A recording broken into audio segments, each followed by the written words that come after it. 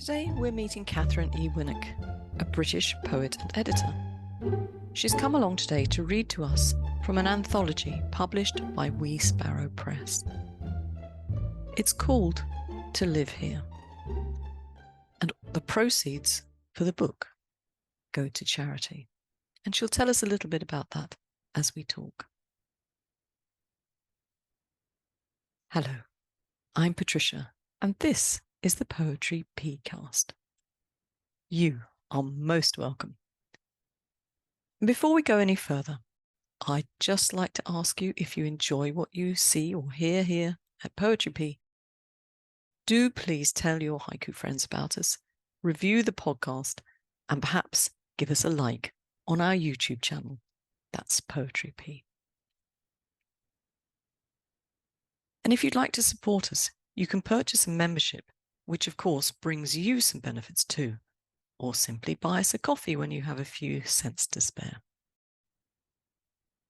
Both of these things can be done at Buy Me a Coffee, and I'll put the link in the show notes, along with all the information about today's podcast, today's guest, and a little bit more, which I'll tell you about at the end. Now, we're going to go and meet Katherine E Winnick, but before we do, I thought you might like to hear some of her poetry. Some of the poetry that she's had published in the Poetry P journal. Time travel, spinning through waves of sound. Time travel, spinning through waves of sound. And that was by Katherine in Journal 222. And now a short one-liner for you from Journal 123. I watch you grow up, sweet peas. I watch you grow up, sweet peas. And I must tell you, I'm not terribly good at growing sweet peas. Well, I wasn't very good. And then a few years back, I grew some huge, great white things, which had no smell. Very disappointing. And even though I tugged them all out at the end of the season, they came back. They must have self-seeded. And I do that every year now. And they come back and back, and still no smell. So disappointing. Anyway, you haven't come along to hear about my gardening problems. Let's go and chat with Katherine. Katherine, welcome to Poetry P. Hi, Patricia. Lovely to meet you. It's great to meet you too, although I feel we should have known each other for a long time, because you write a lot of poetry for the podcast. Yes, so I think we've known each other for about 7 years. that would be... My goodness, that ages us now, doesn't it? Yes. So it's lovely to finally meet. And I think you're not too far from my home, as it were, in South London. You're down in Brighton, I think. Yes, that's right. So who knows? One day when I'm home visiting the family, there might be an opportunity to meet in person. That would be lovely. That would be great. Yes. But you haven't come along here to have a spit and a chat with me. You've come along in your capacity as one of the co-editors of a haiku anthology, To Live Here, which was published by Wee Sparrow Press. But before we get on to that, I have a question to ask you. Because when I saw your bio, the one you sent me that I'll put in the show notes for everybody to have a read, there was a sentence in it that really intrigued me, and I'm going to read it out to you and ask you about it afterwards. And the sentence goes like this: having spent her formative years in diverse and culturally rich environments in the Third World, Katherine draws inspiration from her unique upbringing to craft captivating works of poetic expression. So, Katherine, where were you and why? Oh, okay. So I was taken out of England when I was about 6 months old until I was 17. And my parents were diplomats. They worked for the UN and the BBC. And I was raised in Sri Lanka, Sudan, Nepal, and Indonesia. Wow. I've only been to Nepal out of that little bundle of places. Beautiful place. Oh, my goodness. I mean, it was something like 30, yeah, it was 30 years ago that I went there. So I'm sure it's much modernized since I went. But what a wonderful place. Absolutely wonderful Yes. place. You were so It lucky to have some time there. That's where I first started writing micro poetry, but as a child, I was very interested in Edward Lear's limericks. So I used to write a lot of limericks. It Quite. took many more years before I found haiku. Do you know what? Limericks are quite difficult to do. My son prefers, one of my sons prefers limericks to haiku, to write them, but I find them much more difficult. So good on you. And thank you for sharing that. I mean, that must have been a really fascinating way to grow up in all those different cultures, as you said. It was great. It was fun. I bet it was. Now, we should really talk about the anthology. I don't think To Live Here was the first of Wee Sparrow's anthology, but I don't think it's the last one either. So perhaps, Katherine, you could start by telling us a little bit about Wee Sparrow Press. Yes, the Wee Sparrow Poetry Press was founded by Claire Tom. She's a Scottish poet based in Cadiz in Spain. And she founded it in April 2022 as a platform for both emerging and established writers to get their words out there, but also alongside that to raise money for charity. So it's a completely volunteer-led organization. There are now about 14 of us. We're an ever-expanding group of people. And it's a very proactive, inclusive, and community-driven press. Really, it's a bit like the poetry press, in the context that you've created a community, and it's just another poetry community. Mm-hmm. We create anthologies, paperback anthologies, and a digital e-zine, Mm-hmm. and also some stationery. And there is now also a podcast, and I think we're coming up to episode 19 of the podcast. Okay. And this is where Claire discusses the creative process with different writers. Okay. And I think you mentioned the published anthologies. They are beautifully illustrated. And I think Claire's dad does the That's right. He illustrations. is one of our team. He is an ex-architect, now retired, and is a watercolor artist. And in this anthology, as you can see on the cover, I don't know if you can see there, Mm-hmm. but and within, and also some of the other anthologies, he is the lead artist, and he's wonderful. They are beautiful, I have to say. And I'll put a picture in the show notes of the front cover so people can have a look at that Yes. and appreciate the artistry that's gone into it.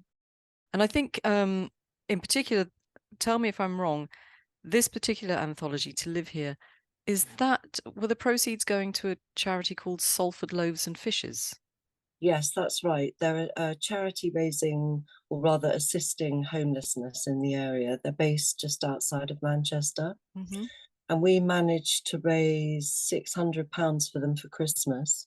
Mm-hmm. We only published this last autumn. Yeah. And by Christmas, we'd raised £600 for them, which gave them a good Christmas day and gifts and a nice meal, things like that. Now, as one of the editors or co-editors, because Georgia was another editor. That's right. What was your process for this anthology, choosing the poems for this anthology? Well, we didn't have a particularly strict or deep discussion about our process. We were more concerned about how to get half the emails to me because they were all going to Georgia's address. So obviously at the beginning, Claire, Georgia and I discussed and decided the theme. Mm-hmm. And we discussed the style of haiku that we were looking for in relation to the theme. We wanted people to think outside of the box, to be looking at the whole planet as our home, as opposed to just one's own individual home. Okay. And to use the five senses as well.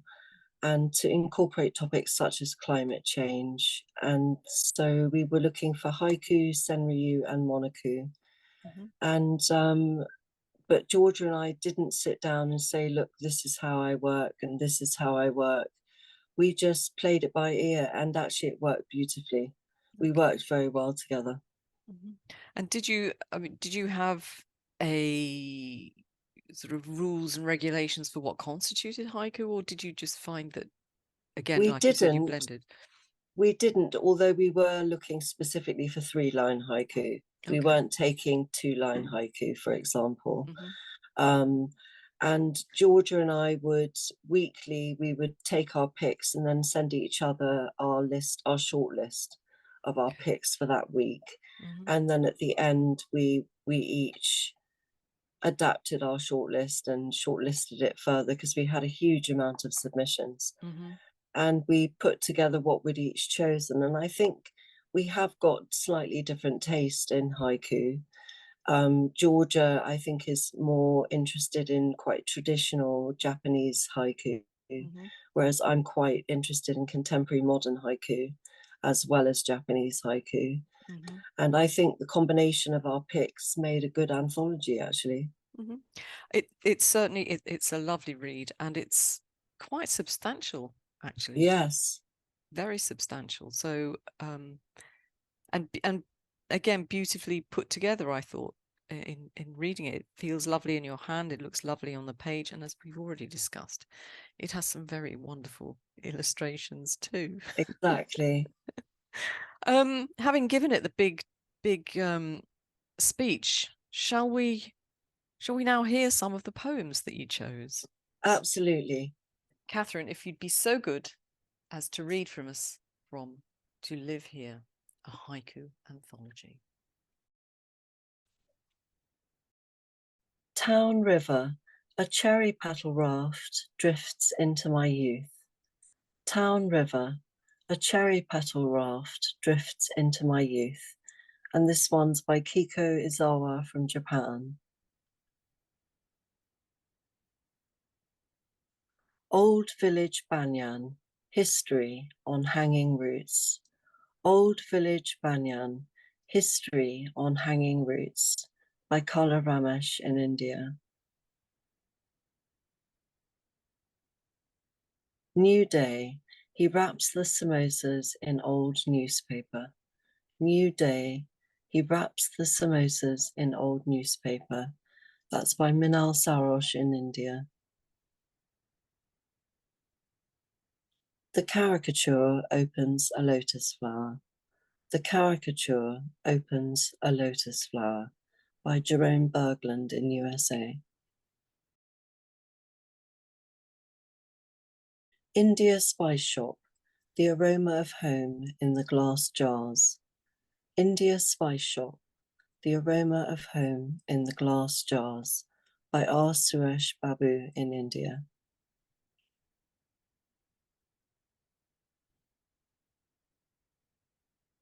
Flowers without petals, a bee searches for another universe. Flowers without petals, a bee searches for another universe. This is by Mircea Moldovan in Romania.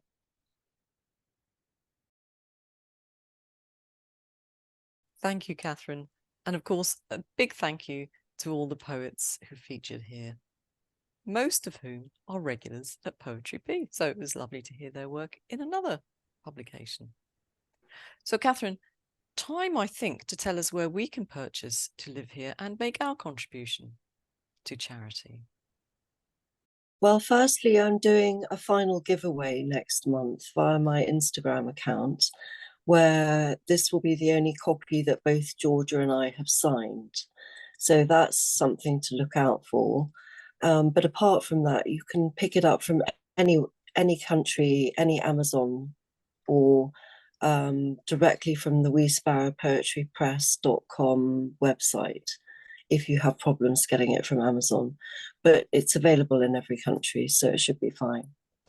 Okay, I'll make sure that I put all the details in the show notes, including your Instagram account, and Okay. everyone can check on that too. So, Katherine, Thank you so much for coming along today and sharing the work with us and telling us a little bit about Wee Sparrow Poetry Press. Thank you, Patricia. Lovely to see you. It really was wonderful to meet you, Katherine. Thank you. But Katherine has not quite finished. We have one last poem to hear. Am I Waiting for My Rebirth To Skeleton Tree by Brendan Kent in the UK. Sadly, before we were to record this podcast, we lost one of our haiku community, the poet who wrote this poem, Brendan Kent. So, Katherine, it was particularly poignant that you included this poem. Could you read it again for us, and our listeners and viewers can think about whether this knowledge changes the effect of the poem, changes how they react to it? Thank you, Katherine. Am I Waiting for My Rebirth To Skeleton Tree? Well, that was great. Thank you very much, Katherine. And just after we finished recording, Katherine read a post on Facebook from the My Haiku Pond Facebook page, to be more specific, which is relevant to what we heard today. I'm just going to paraphrase what Katherine sent me. Nicholas Klakansky. And Nicholas, if you're listening, I do apologise. I'm sure I mangled your name there. Anyway, Nicholas has compiled an ebook of Brendan Kent's final and unpublished haiku senryu, and more. The book's title is Navigating Moons, Poem of a Cancer Journey. And some of the poems are illustrated, I believe, with some beautiful ink drawings. It's available for €5, and Brendan has asked that all proceeds go to Macmillan Cancer Support. It's a UK charity, and the details in the name. It's actually a brilliant charity, and I have a little bit of experience of their work when my dad died, so I can highly recommend them. So if you'd like to pre-order the book, all the details will be in the show notes. Do go and have a look, along with all the other bits and pieces from today. So that's it. Thank you, Katherine, again, for coming along and reading to us. Thank you for coming along and sharing your time with us today. Your mission, if you are so inclined to accept it, is to go and check out the show notes, review, like, and share the podcast, and perhaps have a little think about giving us some support if you don't already. Details on memberships and the simple coffee buying are on the podcast show. So until next time, keep writing. And of course, if something is missing from the show notes, it's quite possible. Do email me and let me know. Ciao.